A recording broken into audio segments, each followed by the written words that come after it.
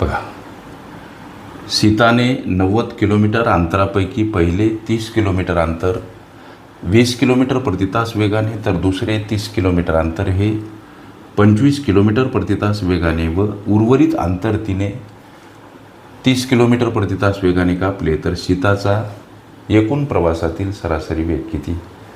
सरासरी वेग या घटकावर आधारित साधारणतः उदाहरणं सोडवत असताना चे सूत्र, एक सूत्र लेकरांनो 2xy छेदस्थानी x अधिक y, जातानी येतानी जेव्हा वेग अशा पद्धतीचे प्रश्न असतात ते प्रश्न या प्रस्तुत सूत्राच्या सहाय्यानं सोडवायचे. हा सरळ प्रश्न आहे, म्हणून यासाठी सूत्र कोणतं सर? तर यासाठी लेकरांनो सूत्र एकूण अंतर आणि भागीला लागणारा एकूण वेळ. लक्ष द्या, आम्हाला हे सूत्र 2 यूज करायचं. आता लागलेला एकूण वेळ किती हा महत्त्वाचा प्रश्न. लागलेला एकूण वेळ किती याचा प्रथमतः शोध घेणे. सीताने पहिले 30 किलोमीटर अंतर, पहिलं 30 किलोमीटर अंतर तिनं 20 किलोमीटर प्रति तास वेगानं कापलं. अंतर भागेला वेग बरोबर वेळ असतो. मग आता इथं या शून्यासाठी लेकरांनो हे शून्य खलास होईल. इथं 3/2 तास पहिल्या टप्प्यासाठी किंवा पहिल्या अंतरासाठी. आता तिनं दुसरं अंतर लेकरांनो म्हणजे दुसरं 30 किलोमीटर अंतर 25 किलोमीटर प्रति तास वेगानं कापलं. मग आता 30 भागीला 25 हा भाग कसा जातो? 5च्या पाड्यामध्ये दोन्ही संख्या 5 × 30 5 × 5 = 25. हे दुसऱ्या अंतरासाठी लागलेला वेळ. लक्षात घ्या, वेळ दुसऱ्या अंतरास, वेळ पहिल्या अंतरास. आता गणित काय म्हणते की उर्वरित अंतर तिनं 30 किलोमीटर प्रति तास वेगानं कापलं. आता उरलेलं अंतर किती? एकूण अंतर 90 किलोमीटर आहे. पैकी अंतराचे 30 किलोमीटरचे 2 टप्पे संपले, 60 किलोमीटर अंतर संपलं. उरलेलं अंतर किती? अर्थात 30 किलोमीटर. या उरलेल्या अंतरासाठी तिनं 30 किलोमीटर प्रति तास हा वेग यूज केला. इथं लागलेला वेळ किती? तर लेकरांनो इथं लागलेला वेळ आहे 1 तास शेवटच्या अंतरास किंवा अंतराच्या टप्प्यास. मग आता एकूण वेळ किती? अजूनही निघलं नाही एकूण वेळ. आता एकूण वेळ काढायची कशी सर? तर पहिलं लागलेला वेळ हा 3/2 तास, दुसऱ्या टप्प्यासाठी लागलेला वेळ हा 6/5 तास आणि तिसऱ्या टप्प्यासाठी लागलेला हा वेळ शेवटचा 1 तास.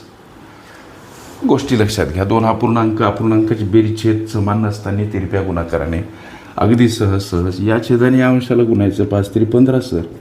या छेदाने या अंशाला गुणायचं 6 × 2 = 12, अधिक चिन्ह मधातलं मधात, छेदस्थानी छेदाचा गुणाकार 5 × 2 = 10, अधिक चिन्ह 1.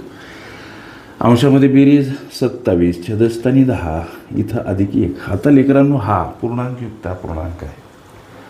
गोष्टी घ्या लक्षात, ह्या सगळ्या नागमोडी वळणं गणिताला येतात. वेगवेगळ्या दरी, नाल्या, नद्या, ओढ्यातून आम्हाला हा एकंदरीत कन्सेप्टचा प्रवास पूर्ण करावा लागत असतो आणि समुद्राला ही नौका आमची न्यावी लागते. समुद्र म्हणजे आमचं यश असू द्या. पूर्णांकयुक्त अपूर्णांक याचं अंशाधिक रूपांतरण करत असताना या छेदाने या पूर्णांकाला गुणा. 10 × 1 = 10, अधिक असेल तर अंश मिळवा, वजा असेल तर अंश काय करायचा असतो? वजा करायचा असतो.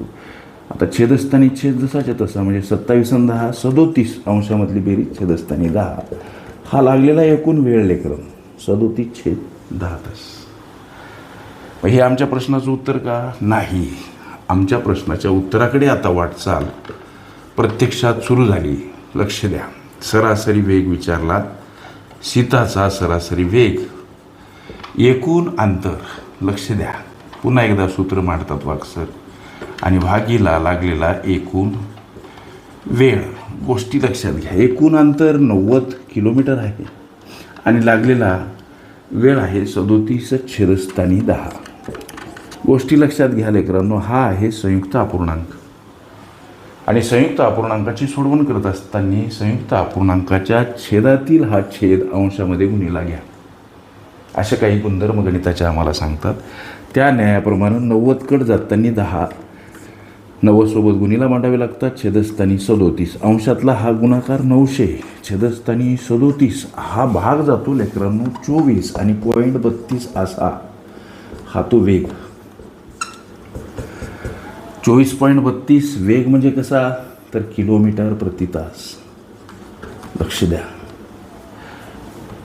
किलोमीटर प्रति तास. सीताचा संपूर्ण प्रवासातील सरासरी वेग किती, 24.32 किलोमीटर प्रति तास. हे तुमच्या विचारल्या प्रश्नाचं लेकरांनो उत्तर. ओके, सरासरी वेग ही माझी प्लेलिस्ट अवश्य बघा. त्यामध्ये विविध स्पर्धकांनी विविध अंगांनी विचारल्या संभाव्य अशा असंख्य प्रश्नांचा सराव तुम्हाला करता येईल.